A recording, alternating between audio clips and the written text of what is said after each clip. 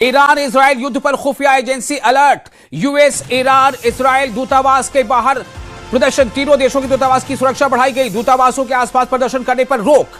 Iran पर हमलों में अब तक 555 लोग मारे गए। ईरान इजराइल युद्ध पर खुफिया एजेंसी अलर्ट आया है। यूएस ईरान इजराइल दूतावास के बाहर अलर्ट, तीनों देशों के दूतावास की सुरक्षा बढ़ाई गई। इस वक्त की बड़ी जानकारी, दूतावासों के आसपास प्रदर्शन पर रोक लगा दी गई है। ईरान पर हमलों में अब तक 555 लोगों के मारे जाने की खबर है। वहीं ईरान के फौजी जराया का दावा है कि ईरान ने अब तक 500 से ज्यादा अमेरिकी सैनिकों को या तो मारा है या घायल कर दिया है। यह ईरान का दावा है। तो ईरान पर हमलों में अब तक 555 लोग मारे गए, ये इसराइल का दावा है। तो ये तमाम दावे के बीच अभी लगातार यह भी बात सामने आ रही है कि इसराइल की तरफ से कहा गया है कि जंग 4 हफ्तों तक चलेगी। तो अब इस सवाल के साथ वापस मैं आपके पास आ रहा हूं। अफसर साहब, मेरा सवाल आपसे फिर यही था कि आप जो कह रहे हैं कि ईरान ने चौतरफा हमले किए, मिडिल ईस्ट के कई देशों पर हमले किए, सवाल यह पैदा होता है कि क्या मिडिल ईस्ट के यही तमाम देश, सऊदी अरब, कतर, यूएई, बहरीन, अगर ये पलटवार कर लें तो क्या हो सकता है? क्या ईरान इसका एक तरह से कहीं ना कहीं खतरा बोल ले रहा है कि वो आखिर उसकी लिमिट क्या होगी, वो रेड लाइन क्या होगी, जहां तक ईरान हमले कर सकता है वो चुप रहेंगे, या फिर ईरान उसके बाद हमले करेगा तो वो पलटवार करेंगे? मैं आपको ये बताना चाह रहा हूं, आप समझने की कोशिश कीजिए कि ये मामला क्या है। मामला ये है कि जितने भी मिडिल ईस्ट के कंट्री हैं, फिर समझ लीजिए, उनकी सबसे बड़ी रेड लाइन ये है कि वो नहीं चाहते कि उन्हें अमेरिका और इजराइल के साथ खड़ा देखा जाए। चाहे भले ही पीछे से देखिए आरोप लगे एमबीएस पे। क्या आप फोन कर रहे थे जनार्दन?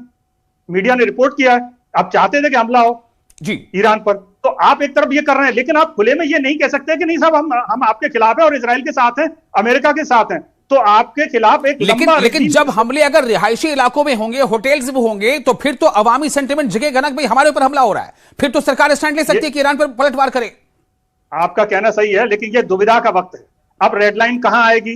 अगर ये कंटिन्यूटी बढ़ती है और अगर कैजुअलिटी सिविल एरिया में ज्यादा बढ़ती है तो हो सकता है कि कुछ कंट्री एक्शन लें, लेकिन अभी उन्हें झिझक है। अभी उनकी दिक्कत यह है कि इस वार को, जिस तरह से बार बार ईरान ये कह रहा है कि हम तो जितने भी आपके अमेरिकी एसेट्स हैं, चाहे वो होटल के अंदर बैठे हुए हों, चाहे वो किसी एरिया में, किसी रेजिडेंशियल एरिया में बैठे हुए, हम उन्हें चुन रहे हैं और मार रहे हैं। और आप भी देख लीजिए कुवैत में उसने कितना नुकसान कर दिया। अभी एक देखिए F-15 गिरा है, F-15 गिरा है बिल्कुल, और आपका एयरबेस पे हमला हुआ है। अब आप यहां देखिए इराक में, इराक की स्थिति इतनी वल्नरेबल हो गई है खमैनी के जाने के बाद। अब ये समझ लीजिए कि पूरा खेल बदल चुका है।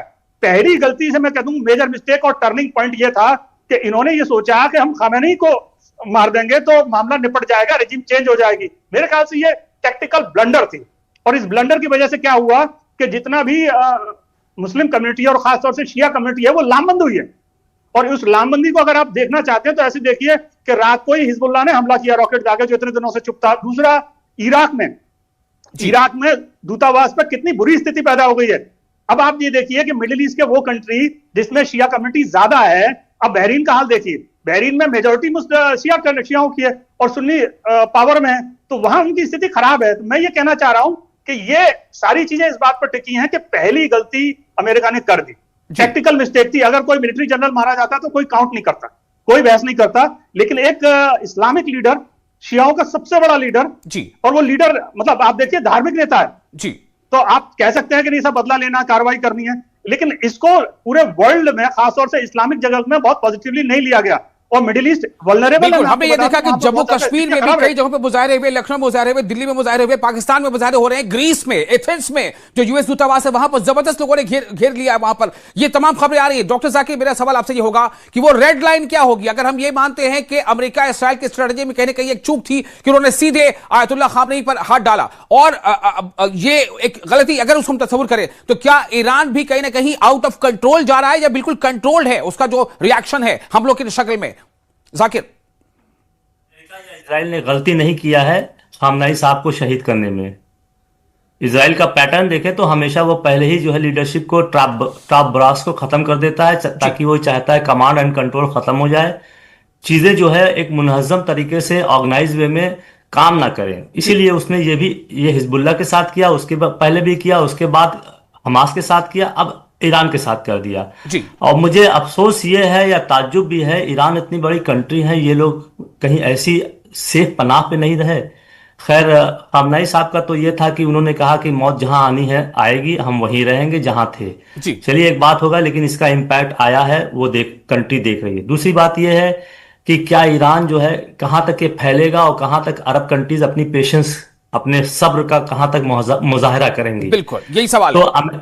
जी अमेरिका सॉरी, अमेरिका और इजराइल इसी पे लगे हुए हैं कि इसको जो है गल्फ वार में की तरह कन्वर्ट कर दो, ताकि सारी अरब कंट्रीज जो है अमेरिकन कोलिशन के पीछे आके फिर ये डायरेक्टली अटैक करने लगे और भी ज्यादा जो है बेसेस प्रोवाइड करें, पैसे दें, फंडिंग करें। ये सारी चीजें सामने आ रही है। अब इसी के दो के बीच में ईरान को अपनी चीजों को लेके चलना है। और तीसरी बात आती है कि ईरान कितना जो है लंबा जा सकता है, क्या अनकंट्रोल्ड वे में काम कर रहा है। मैं इसको नहीं मानता कि ईरान बहुत ही अनकंट्रोल्ड वे में काम कर रहा है। ईरान एक नपे तुले अंदाज में जा रहा है। खामनाई साहब का इंतकाल हो गया है, लेकिन ईरान ने अपना पेशेंस, अपनी ऑब्जेक्टिव नहीं छोड़ी है। उसका नतीजा उसका साफ ये है कि लीडरशिप में वो कंटिन्यूअस जो है उसी तरीके से मूव कर रहा है जैसे खामनाई साहब कह के गए थे कि मेरे बाद ये, मेरे बाद ये। 4 लेवल ऑफ सक्सेशन वो डिक्लेयर करके गए थे, तो वो कंटिन्यू रहेगी। मसला अब ये आता है थोड़ा से कि कितनी लंबी लड़ाई ईरान लड़ेगा, उसके पास कितना स्टॉक पाइल्स है मिसाइल्स का, और किस तरीके से मैनेज करेगा।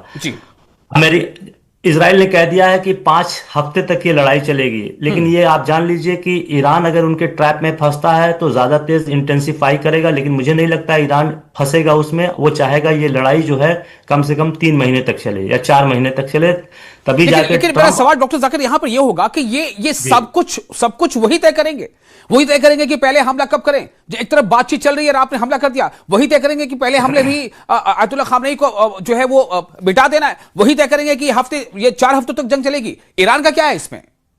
देखिए, यही तो दुनिया को समझना है कि वार किसने इंपोज किया है। क्या हमको अपनी जो है दिफा का जो है अधिकार नहीं है, अपने को प्रोटेक्ट करने का अधिकार नहीं है। इसीलिए तो ईरान ने जो है यूनाइटेड नेशन में एक लेटर लिखा कि हमारे ऊपर वार इंपोज की जा रही है और फिर हमें डिफेंड करने का पूरा राइट है। तो ईरान ने थोड़ी किया। बेड़े जो है कम से कम हफ्तों से वहां इकट्ठे हो रहे थे, ईरान ने थोड़ी फायर किया था।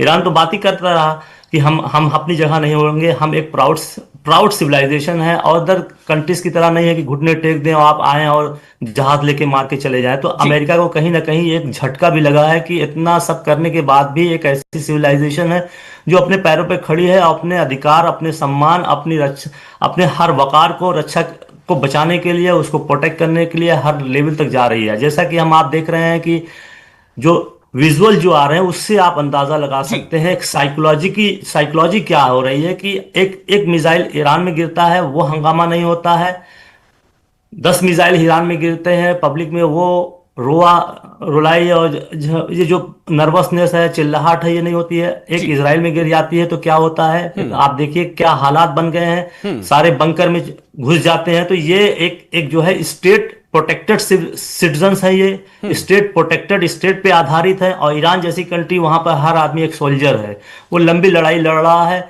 और मुझे नहीं लगता है कि अमेरिका इसमें कामयाब हो पाएगा कि वो आए बम्बार्डमेंट करके तमाम तहस नहस करके चला जाए। लेकिन अमेरिका को जो अमेरिका के विरोधी हैं जो बात कर रहे हैं कि एक बार फिर ट्रंप ने जो है मिडिल ईस्ट में ले जाके फंसा दिया है अमेरिका को, और इसको निकलना मुश्किल हो जाएगा। एक बात मैं और कहना चाहता हूँ, इसको कहना चाहता हूं कि जो अभी हिस्ट्री आई है, देखिए सलमान रश्दी के खिलाफ जो खुमैनी साहब ने फतवा दिया था वो कितने साल पहले दिया था? 90 में दिया था जी।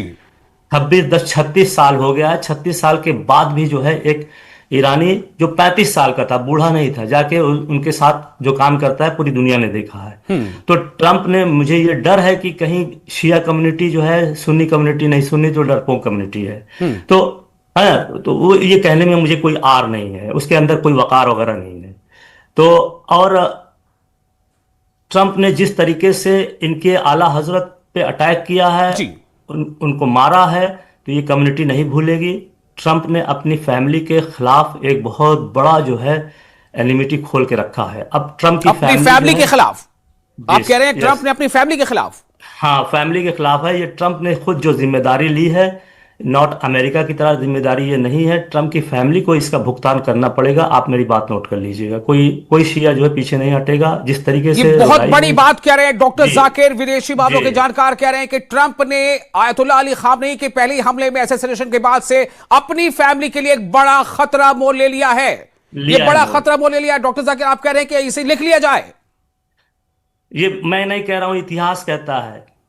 मैंने ठीक है। इतिहास को सिर्फ डॉट्स को सिर्फ कनेक्ट करके आपके सामने रख दिया ठीक है, है। आप समझिए। बिल्कुल, सही ये हो एक सकता बड़ी है, बात नहीं है। भी सही मैं हो मैं सकता है। अफसर आपके पास आना चाहता हूं। अफसर, मेरा सवाल आपसे ये होगा कि मुझे आप ये बताएं कि आप कैसे देख रहे हैं, क्या एक तो बात यह आ रही है कि अमेरिका लिंगर करेगा या नहीं करेगा। बात यह है कि अमेरिका लिंगर नहीं करना चाहता।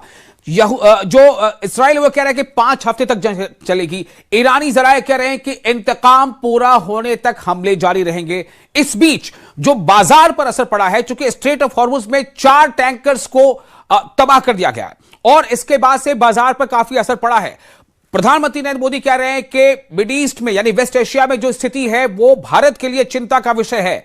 मैं आपसे जानना चाहता हूं कि बाजार के नजरिए से देखें अगर, तो क्या कुछ तस्वीर बन रही है? अफसर अहमद साहब। पहले तो ये समझ लीजिए कि ये युद्ध लंबा चले, ये अमेरिका सपने में भी नहीं चाहेगा। ओके। पहली और बिल्कुल ऐसे कहते हैं डॉट यहीं लगा लीजिए। इसकी वजह यह है कि अगर ये लिंगर ऑन करता है, लंबा जाता है, तो पूरे वर्ल्ड की इकोनॉमी पर प्रेशर शुरू होगा। और इसकी खबर इस तरह से लीजिए, सोमवार को अमेरिकी शेयर मार्केट उठते ही 10% का डिस्टर्बेंस क्रिएट हुआ। उसके बाद आपके पेट्रोल के प्राइस चढ़ना शुरू हो गए, कच्चे तेल के दाम चढ़ना शुरू हो गए। तो ये सब असर डालते हैं। तो अब आप ये देखिए कि अगर आप हॉर्मुज बंद करेंगे, हॉर्मुज बंद करने का मतलब समझ लीजिए, हॉर्मुज बंद करने का मतलब यह है कि वर्ल्ड का 25 से 30% जो कच्चे तेल का आपका निर्यात होता है, जो उस एरिया से निकलता है, वो सब आपने ब्लॉक कर दिया। 20 मिलियन बैरल तेल जो है, कच्चा तेल पर डे वहां से पास होता है। 1.5 से 2 बिलियन का जो है डॉलर का जो है मतलब एक तरह से बिजनेस है वहां से पर डे का।